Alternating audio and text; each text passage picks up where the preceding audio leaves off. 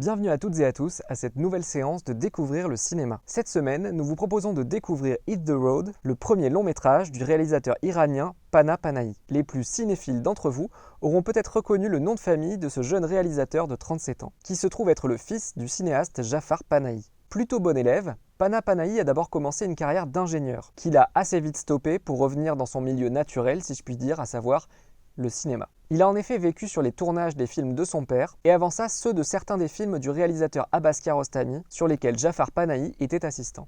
Hit the Road, c'est un film qui tient d'un genre particulier, le road movie. Ces derniers mois, vous avez d'ailleurs peut-être vu d'autres road movies comme Nomadland, Drive My Car ou Compartiment 6. Comme son nom anglais le laisse entendre, le road movie est un genre qui signifie littéralement film de route. Il désigne des films dont la route est le sujet de l'intrigue, ou des films dont l'action se déroule principalement sur une route. Les road movies, ce sont donc souvent des films dans lesquels le voyage est plus important que le point de départ ou le point d'arrivée, et dans lesquels les personnages sont constamment en mouvement. En ça, le road movie est l'antithèse même du huis clos. Si le terme road movie est resté non traduit dans la langue française, c'est avant tout car à l'origine, c'est un genre très américain, défini comme tel il y a 50 ans, à la fin des années 60. C'est une époque où les grands genres cinématographiques de l'âge d'or d'Hollywood s'éteignaient peu à peu, surpassés notamment par la montée en puissance depuis les années 50 des séries télévisées. Le road movie, en tant que genre à part entière, c'est donc une sorte de réponse de l'industrie cinématographique à celle de la télévision. Oui, le cinéma pouvait encore inventer des nouveaux genres et des nouveaux formats.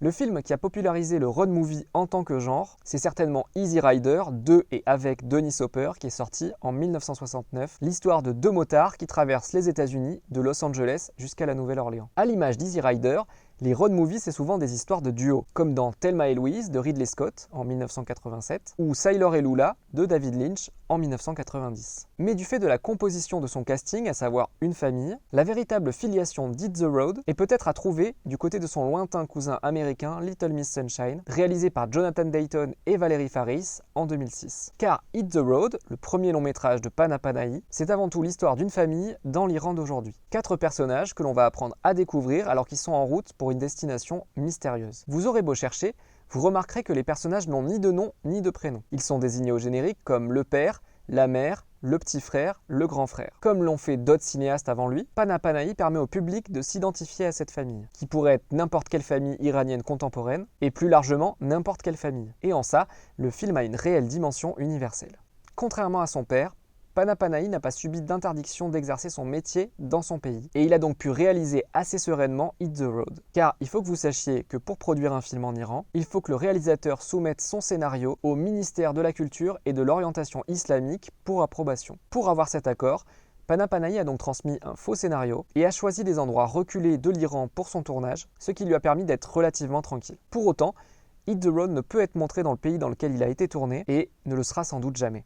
Je vous laisse désormais découvrir Hit the Road. Je vous souhaite une très bonne séance et je vous dis à bientôt pour une nouvelle découverte de cinéma.